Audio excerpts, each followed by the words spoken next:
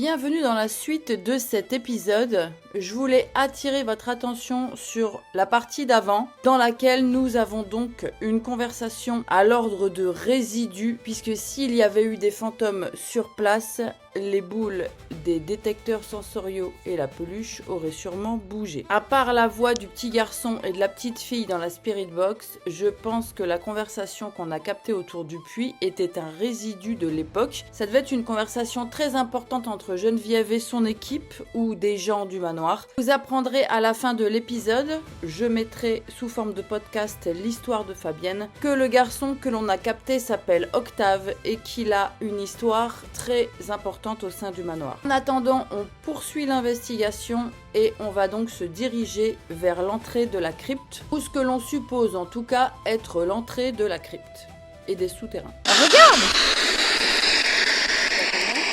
Il est monté à 2, 3. On a mis un caillou là tout à l'heure parce que Christophe, il a eu une vision comme quoi il y avait un enfant là dans un puits qui est décédé. Ouais, avec une entrée d'une crypte. On les a perdus. Vous allez pas si loin. Je crois qu'ils ont le droit. Ah, moi j'ai envie de vomir. Hein? C'est parti se coucher. Les enfants, je m'adresse aux enfants. Vous pouvez venir avec nous dans le manoir? Parce qu'on se fait attaquer par des insectes. Putain, il n'y a plus personne au bout du fil. Hein.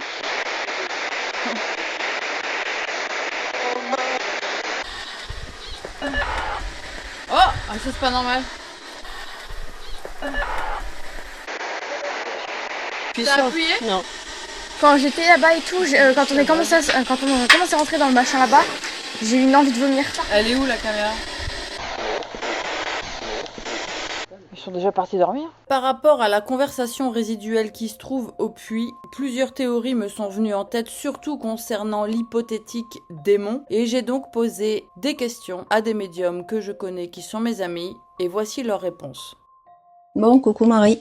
Allez, c'est parti. J'ai décidé d'utiliser des baguettes, ce sera plus simple pour répondre aux questions que tu as demandées. Est-ce que Geneviève Zepfel a-t-elle été manipulée par son mari René Zepfel?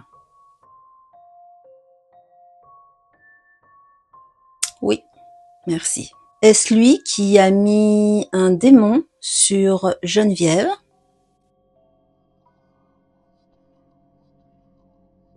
Oui. Merci. Est-ce que Geneviève était au courant que son mari René avait mis un démon sur elle? Oui. Alors, depuis quelle année a-t-elle un démon sur elle? Est-ce que ça se situe aux alentours de entre 1920 et 1971, date de sa mort?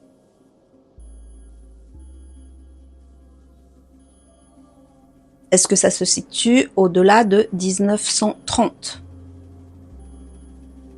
Oui. Est-ce que cela se situe au-delà de l'année 1940?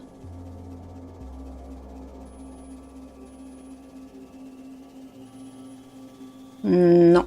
Donc, elle aurait eu un démon sur elle entre 1930 et 1940. Oui. Est-ce que c'est en 1931?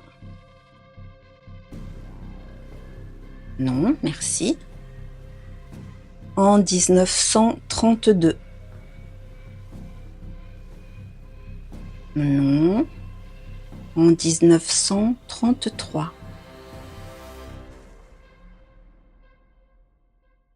Merci. Donc, Geneviève Zepfel aurait eu un démon sur elle à partir de 1933. Merci. Geneviève Zepfel a-t-elle été manipulée par son mari? Oui. Ok. Son mari a-t-il mis un démon sur Geneviève? Oui. Geneviève était-elle au courant? Ouais. Donc j'ai un oui. Ensuite, il faut que je demande de l'âge. Il faut que je sorte ma planche. Donc, depuis quel âge Geneviève Zepfel a-t-elle un démon sur elle?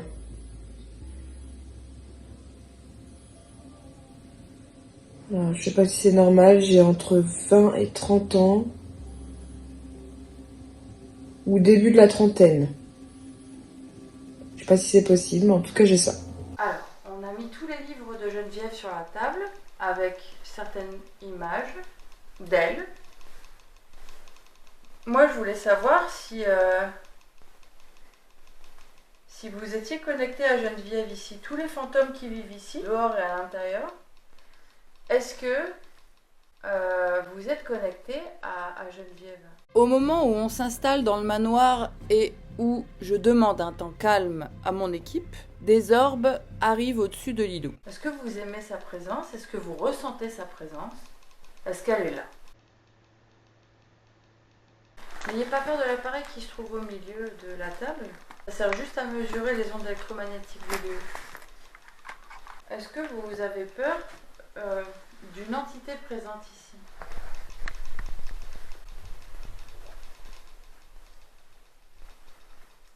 Vous pouvez répondre dans les micros des caméras ou dans les enregistreurs qu'on a là ou par cet appareil. Si vous vous approchez, vous allez voir que on comprendra que c'est oui, votre réponse, si la mesure électromagnétique elle augmente. C'est bon.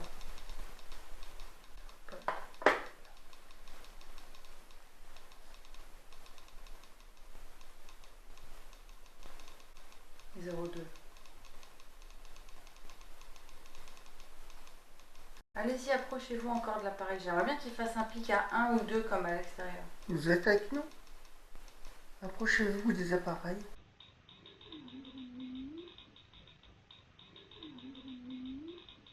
Cette EVP incompréhensible, qui est une voix de femme ou de petite fille, a été captée uniquement dans la caméra de Fabienne et Lilou l'a entendue. Et après Fabienne, je regardais là, et j'ai entendu au même moment une voix de femme, un peu comme si elle était en train de chantonner. Vous connaissez Fabienne, vous l'avez déjà vue? Elle est venue plusieurs fois ici. Vous la reconnaissez Fabienne? Est-ce que vous vous souvenez de moi? Je viens tous les ans.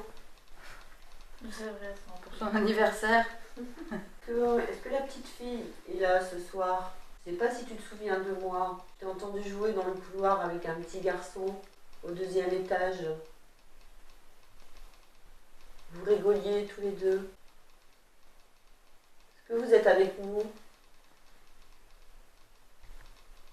Parce que du coup, on est d'accord qu'en 1960, ils ont connu les murs tels quels. Parce que c'était déjà construit. Oui. Oui, parce que le manoir, le premier, il s'est craché en 1899. Geneviève est arrivée en 1903. Donc c'était déjà dans ces murs. Ça a mis un pic à 0,2. Alors c'est pas foufou, hein. Mais depuis tout à l'heure, il fait 0,0, 0,1. 0,2, c'est pas énorme, mais il y a une variation d'énergie. Les fantômes sont timides à l'intérieur du manoir, bien que nous savons qu'ils sont là. Parce que je sais que vous avez fait peur à bon nombre de clients. Les esprits qui ont mis un peu le bordel dans ma chambre sont ici. 0,2. Au même moment, une orbe de lumière est captée au plafond. Si vous êtes là, rapprochez-vous encore plus de l'appareil qui est sur la table, s'il vous plaît. Comme ça, on saura que c'est vraiment vous. 0,2. Ok, ça me va. Est-ce que Geneviève est présente maintenant avec nous? Moi, je pense que Geneviève, elle n'est pas là. Du coup, qu'est-ce qui reste ici? Avez-vous l'impression d'être coincé ici?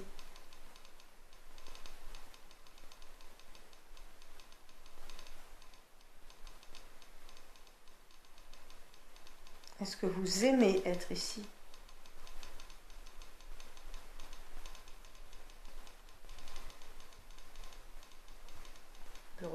Êtes-vous venu ici en tant que soldat 02. pendant l'occupation? Bureau 2. Est-ce qu'il y a une personne entre nous 5 qui vous dérange ou nous 6 qu'on t'enlève quoi?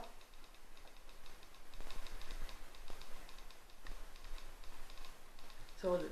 Est-ce que certains se détestent dans ce manoir en tant que défunt? Certains. Je vous mets le rush de cet instant sur ma caméra pour vous prouver que aucun d'entre nous n'a appelé Lilou. Est-ce que certains se détestent dans ce manoir en tant que défunt? Est-ce que vous avez chacun une chambre?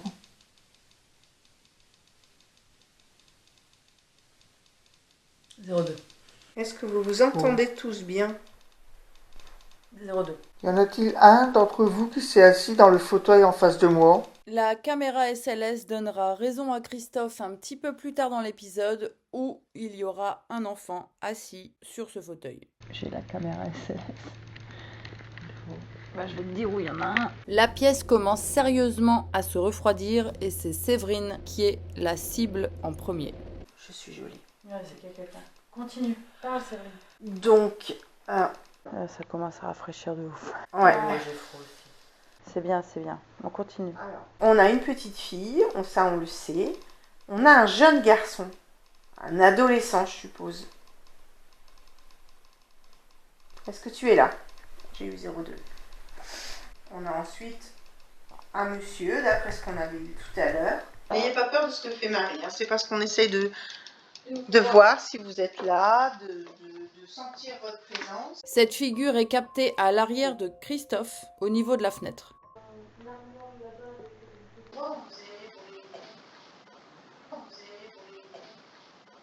J'ai également capté cette figure au niveau de l'entrée du manoir.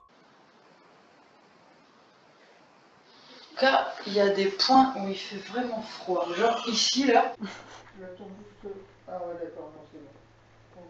Il y a du vent de ouf ici. Hein. Moi j'ai l'impression d'avoir une couette froide sur moi. Je laisse sur J'ai mon fauteuil. mon dos gelé. Tu l'as au dos? Je sais pas, j'ai mon dos gelé.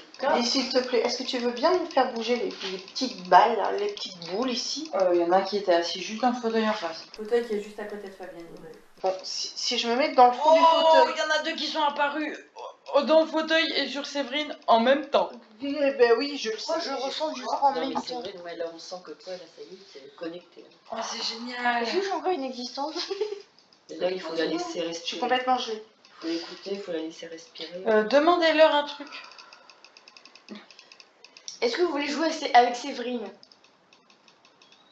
Alors, il y a les pieds sur la tête à Séverine et dans le dos. Et en face, il est assis. Alors, est-ce que vous aimez communiquer avec Séverine? Vous êtes en connexion? Qui jouerait? Non. Sur la connexion avec les pieds surtout. Non, mais elle est en connexion, donc c'est bien. Là, ils sont disparus. Les enfants sont là. Ouais, c'est ça, ils veulent jouer. Par contre, ce que je trouve fou, c'est qu'ils ne font aucun bruit. Il a réapparu mais- dans le fauteuil. Pourquoi par moment c'est tout noir? Ils ont pompé la batterie. La batterie de l'infrarouge, elle en a plus. Et c'est dû à quoi ça? Ah bah, ils ont pompé dedans. Marie? Ah non, c'est Lilou, non? Non, c'est pas Lilou, C'est à côté de lui. Il a disparu. Mais Suite à la capture à la caméra SLS de ces différentes figures qui, pour moi, sont des enfants, j'ai donc décidé de leur parler. En fait, les enfants, quand Fabienne, il lui est arrivé ce qui lui est arrivé en 2018, elle est venue nous voir, moi et Séverine, ici présente, à la maison, pour qu'on la nettoie des choses mauvaises qu'elle avait vécues ici. Et ma copine qui est là, qui s'appelle Séverine, elle vous a vu à distance. Elle savait que vous étiez ici et que vous aviez un rapport avec le manoir. Et du coup, depuis 2018, on sait que vous êtes ici. Et on ne sait pas pourquoi, on ne sait pas comment. On ne connaît pas vos prénoms. Et on sait que vous êtes là. Alors, je suis désolée si on n'a pas pu venir avant. On a eu plein de choses qui font que, mais aujourd'hui, on est là. Ouais. En fait, depuis 2018, On sait qu'il y a 2 enfants, au moins, qui jouent dans le manoir. Et magiquement, une VP est captée dans la caméra de Fabienne et encore une fois, c'est une petite fille qui chante, ou qui chantonne, ou qui murmure. Je vous laisse écouter. D'ailleurs, suite à cet EVP, la caméra de Fabienne s'est totalement coupée alors qu'elle avait la batterie pleine. Et puis c'est quoi ça? Ah bah elle s'éteint. Pourquoi il faut ça? Bah pour avoir de l'énergie, pour se manifester. Si tu veux que la pluche elle vole, il va falloir qu'il pompe à max. Il n'y avait aucune raison pour qu'elle s'éteigne. Aucune. Je décide de prendre Christophe à l'étage pour aller investiguer avec la Spirit Box et je ne me rappelais plus que son infrarouge s'était coupé. Là, ici, là. Hein? Tu as dit bonjour? Christophe ne voit donc absolument rien, mais ne me le dit pas.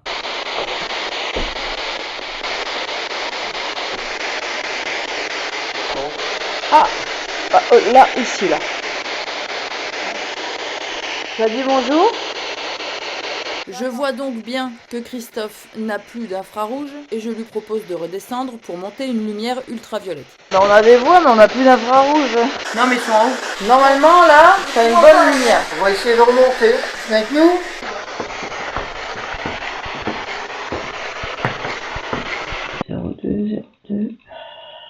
Marie et Christophe sont partis se promener dans le manoir. Alors si vous voulez les accompagner ou vous avez des choses à leur montrer dans le manoir, bah, n'hésitez pas. Attention, je vais passer le portail ici.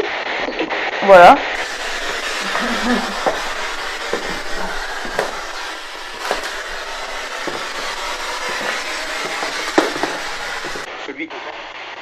Celui que... C'est pas mal comme ça?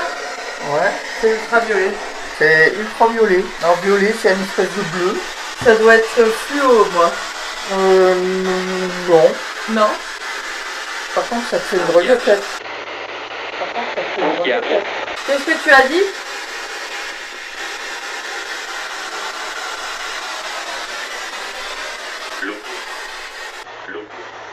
Ah, il y a du rose.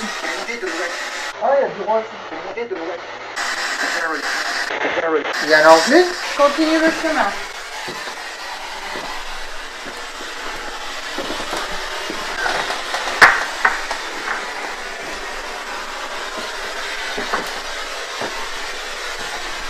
Vous vivez ici depuis longtemps?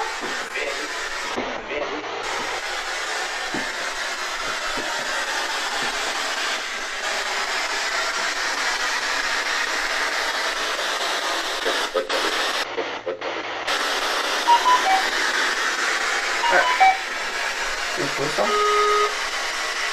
J'en ai aucune idée. C'est quoi ça? J'en ai aucune idée. Je n'ai jamais entendu ce bruit de toute ma vie. En tout cas, le bruit était pas du tout normal. Hein. Non.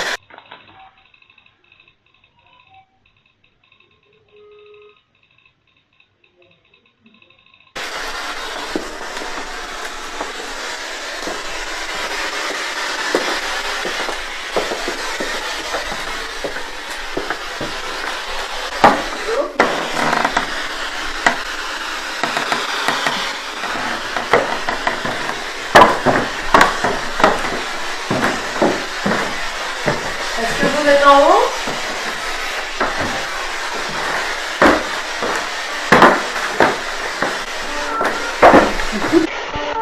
Ça va, tu vois quand même? Ouais. Fabienne n'a malheureusement pas compris toutes les règles et ne préviendra pas quand elle arrivera au 2e étage. On ferait bien la siesta.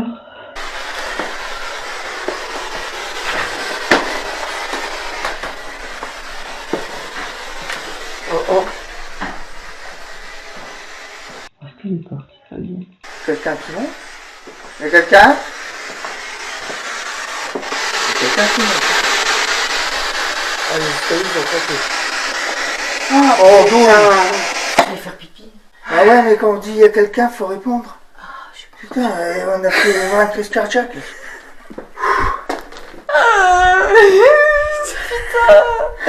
Par contre, il y a eu un bruit. Ouais. On n'a pas compris. Hein.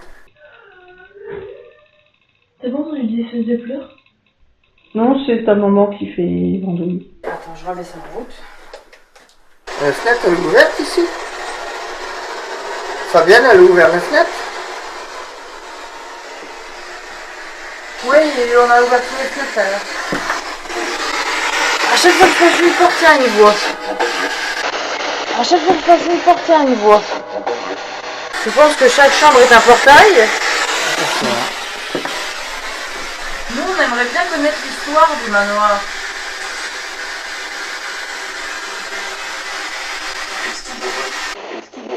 C'est pas grave. C'est pas comme si dès qu'on passe une porte, il y a des voix différentes. Mais si t'as froid, c'est peut-être parce que la fenêtre elle est ouverte. Hein. Tu veux que je ferme? Je peux bien fermer la fenêtre?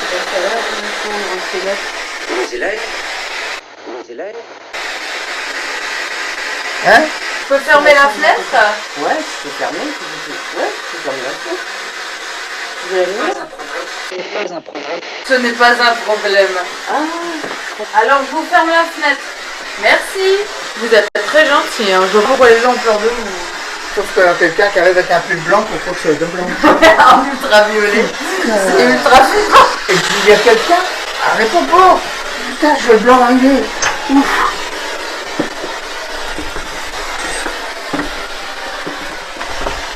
Ouais, mais ici c'est ouvert aussi, mais comme c'est ma chambre, je vais laisser ouvert.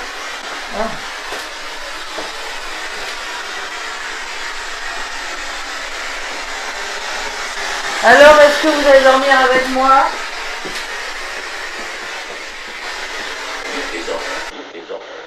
Pas tous les jours, hein.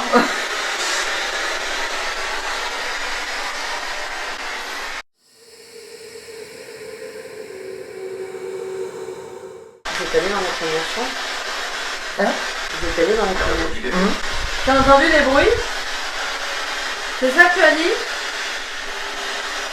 Nous aussi on a entendu un bruit très bizarre tout à l'heure. On sait pas ce que c'est. Elle est bien. Elle est bien? Qui? La chambre, elle est belle. Vous êtes trop mignons.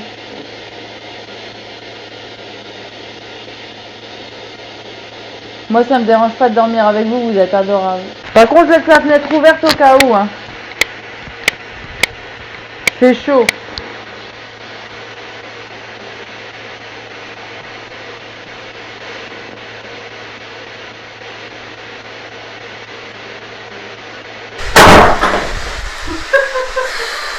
C'est les courants d'air.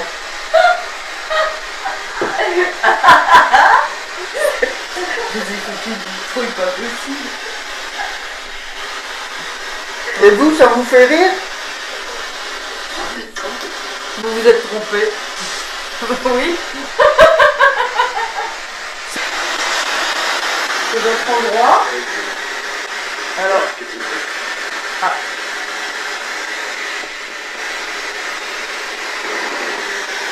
Elle est apaisante cette chambre.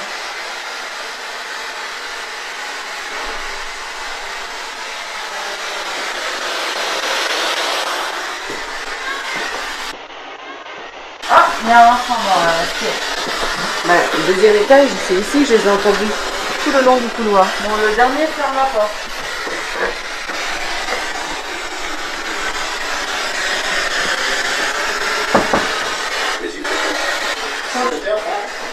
Attention. On va passer celle-là.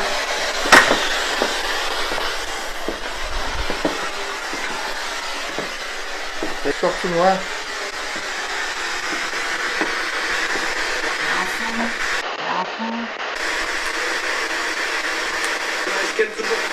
Il reste quelques jours. Non, on va descendre.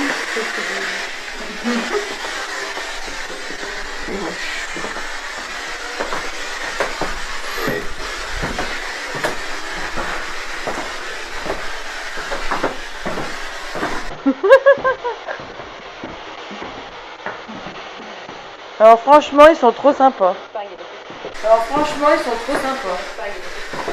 Ce fut un réel plaisir d'investiguer le manoir du Tertre. Alors bien sûr, nous sommes restés qu'une nuit, moi et Lilou et Fabienne. Séverine et Christophe avaient un peu trop peur d'y rester, donc ils sont retournés au gîte qu'on avait loué les jours auparavant. Et au moment où je récupérais ma caméra que j'avais laissée devant l'escalier pour aller dormir, eh bien, les lumières ont commencé à clignoter dans la salle de séjour et je n'arrive pas à expliquer ce phénomène. Est-ce qu'il y a eu un problème de tension dans l'interrupteur? Est-ce qu'il y a un problème de tension générale? Je ne sais pas, mais c'est quand même assez intriguant. J'ai passé une des meilleures nuits de ma vie avec un sommeil très réparateur et j'étais très reposée. Je me sentais vraiment bien, sereine. Et Lilou a très bien dormi également. Il ne s'est absolument rien passé la nuit. Je vous laisse avec l'histoire de Fabienne. Je m'excuse par avance parce que Fabienne a enregistré ce vocal sur son téléphone à la mer. Donc il y a énormément de vent. Mais pour ne pas dénaturer le récit, je ne lui ai pas demandé de le refaire parce que je voulais que ça reste naturel. Donc il s'avère que je voulais visiter la forêt de Brocéliande donc en 2018, que pendant une dizaine de jours je cherchais un endroit où aller. Et pendant ces 10 jours auxquels je cherchais un gîte, il y avait toujours le manoir du Tertre qui revenait sur mon ordinateur continuellement, hein, que je virais parce que je n'étais pas intéressée à regarder. Jusqu'au moment bien sûr où ma curiosité est venue, ce qui est logique, où j'ai cliqué donc sur le manoir du Tertre. J'ai vu des photos très très anciennes du départ et tout de suite j'ai été comme happée et j'ai dit c'est là que je dois aller. Donc j'ai téléphoné à Grégoire, j'ai pris une semaine au manoir. Il m'a posé quelques questions, savoir si j'étais magnétiseuse ou médium. Donc je lui ai dit oui, je fais tout au moins du pendule et du magnétisme. De là, il m'a choisi une chambre. Donc je me suis retrouvée dans cette chambre pendant 6 jours au lieu de 7, puisque je me suis sauvée en courant par rapport aux phénomènes qui se sont passés durant mon séjour. Je suis arrivée avec beaucoup de difficultés au manoir. J'ai mis plus de 10 heures de route, je ne sais pas pourquoi, voilà, c'était très compliqué. Donc j'ai fait la connaissance de Grégoire et nous avons discuté ensemble et mangé ensemble au bord de la cheminée. Vers 23h30, nous avons décidé d'aller nous coucher et avec ce couple de jeunes mariés druides, nous nous sommes arrêtés devant le tableau de Geneviève. Mais dans ma tête, je me disais, mais non, moi, elle ne me plaît pas plus que ça, il y a des choses qui vont pas. Et à partir de là, j'ai senti une force sortir du tableau, pas agressif, mais j'ai bien senti que quelque chose m'incorporait. Ça ne m'a pas empêché de dormir le soir, puisque j'ai très bien dormi cette nuit-là. Le lendemain, j'ai passé une matinée tranquille au manoir. Je me suis allée balader pour visiter Brocéliande. Le soir, on rentrait coucher vers 23h. Je m'endors tranquillement. Et puis dans la nuit, je suis donc réveillée, un réveil direct, parce que je sentais une présence au bord de mon lit. Donc cette présence que je voyais visuellement très très bien, sans aucun problème. C'est un monsieur âgé, 70 et 75 ans. Je pense qu'il était habillé en breton car il avait un chapeau noir et une cape noire avec les cheveux grisonnants, ayant 2 pattes sur les côtés de son visage et une moustache. C'était quelqu'un qui me regardait sereinement et lui ne m'a absolument pas dérangée. C'est la première fois qu'une chose comme ça m'arrivait. De là, donc peut-être dans les 10-15 minutes qui ont suivi, Octave est apparu, un jeune homme, je pourrais dire 16 ans. C'était quelqu'un qui était en lévitation, c'est-à-dire en l'air, au-dessus de mon lit, face au lit on va dire, le visage blanc, pas un beau visage quand même, un visage de souffrance, pas de mort, je vais dire comme ça. Châtain clair, aux cheveux courts, les cheveux un peu hérissés, chemise blanche tachetée de sale, déchirée aussi au niveau du col, un genre de pantalon. Alors le pantalon, j'ai du mal à me rappeler s'il était beige ou gris. Je pense qu'il était beige, mais je suis pas sûre à 100%. Pareil, tacheté de saleté partout, pieds nus, il n'avait pas de chaussures. Je lui ai demandé s'il avait besoin d'aide. Il répondait absolument pas. Je suis fatiguée, je me rendors. Donc moi, je me suis rendormie. Je me suis réveillée le lendemain matin et il n'y avait plus rien. Et bien sûr, ça m'a intriguée. J'en ai parlé à Grégoire. Entre-temps, moi, je sentais que par rapport au tableau, il s'était passé quelque chose. Cette force qui m'est passée dans le corps. Moi, j'avais l'impression, j'avais un peu un changement de caractère. Il s'avère que j'allais partout et que je connaissais des endroits dans le manoir que je ne pouvais pas connaître. Après, c'est passé le jeudi après-midi où donc je suis allée me balader. Le matin, je suis restée tranquille au manoir. Et l'après-midi, je suis allée me balader avec Grégoire. et nous sommes rentrés vers 17h. Voilà la réapparition de ce jeune homme et il est devant moi, toujours en lévitation, mais carrément à l'extérieur du manoir, hein, face à ma fenêtre donc de la salle de bain. Je le vois tel que je l'avais vu la nuit, mais je le vois encore beaucoup mieux parce qu'il fait jour et je me rends compte que là il décide de me parler. Je l'écoute. Et là, il me dit qu'il s'appelle Octave. Là, il m'explique qu'il est accusé à tort de l'assassinat d'une petite fille qui a à peu près 9-10 ans. Il a été tué dans la forêt du manoir. Et là, il se met très en colère parce qu'il ne l'a pas tué. Il me dit qu'il a été donc pendu dans la forêt sur la gauche du manoir, sur un grand châtaignier. Il m'explique qu'il a été enterré sous le puits. Et il me parle de la grange. Donc, puisque j'ai appelé Grégoire, hein, en disant là il se passe des choses bizarres. Et puis quand j'ai appelé Grégoire, je pensais que Octave serait parti. Absolument pas, il n'est pas parti. À partir de là, Grégoire m'explique que je dois. Oui, il me dit qu'il est au purgatoire et qu'il a besoin d'aide. Je suis dans la salle de bain, les yeux fermés, et je tourne sur moi-même. De là, Grégoire me dit dis-lui au nom de la Vierge Marie, qu'est-ce que tu veux, parce que quelqu'un ne peut pas te parler du purgatoire. Il a bien su me faire comprendre qu'il ne voulait pas que Grégoire soit là, qu'il ne voulait pas discuter avec lui. Octave s'est mise en colère.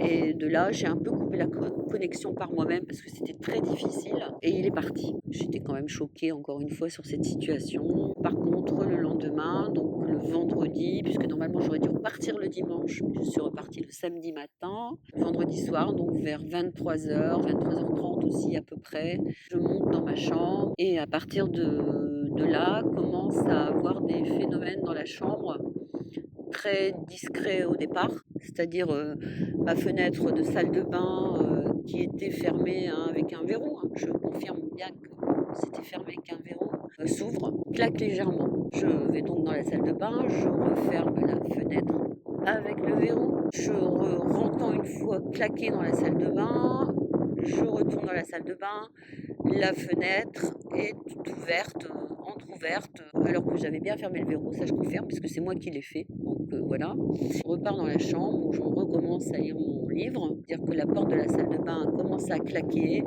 plusieurs fois. Ensuite, les lumières se sont allumées, c'est-à-dire mes lumières de chaque côté de mon lit. Hein. J'avais des lampes de table de chevet qui clignotaient l'une et l'autre. Ensuite, le claquement des baies des fenêtres qui était un claquement hors du commun, un bruit...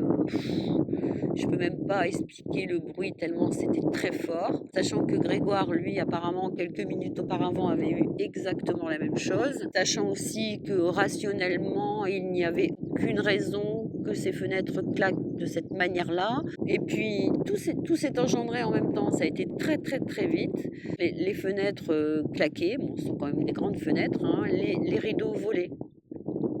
Et les tableaux ne sont pas réellement tombés, mais se sont complètement décalés du mur. Je me suis sauvée en courant. Hein. Quand je me suis mis au bord de la fenêtre pour regarder ce qui se passait quand même dehors, j'ai quand même vu, je sais pas moi, une trentaine ou une cinquantaine de spectres qui me regardaient avec méchanceté et qui auraient bien voulu m'attaquer en réalité. Donc moi j'ai voulu quitter le manoir, hein. Je suis allée voir Grégoire, j'ai voulu quitter le manoir, il m'a dit non, ne sors pas, il y en a autant dehors parce que bon, il s'est rendu compte de la situation. J'avais peur et je ne pouvais plus rester à cet endroit-là. Maintenant, j'y retourne tous les ans, facilement 2 fois par an. Je reconnais qu'il m'est encore arrivé quelques phénomènes, mais très banals. Mais par contre, la chambre, j'ai encore essayé d'ailleurs, en essayant de faire l'enquête paranormale, dire tiens, ce soir, je vais essayer de dormir dans cette chambre. J'ai pas pu. J'ai essayé, mais est-ce que c'est un effet psychologique? Certainement. J'avais vraiment peur qu'il se passe quelque chose dans cette chambre.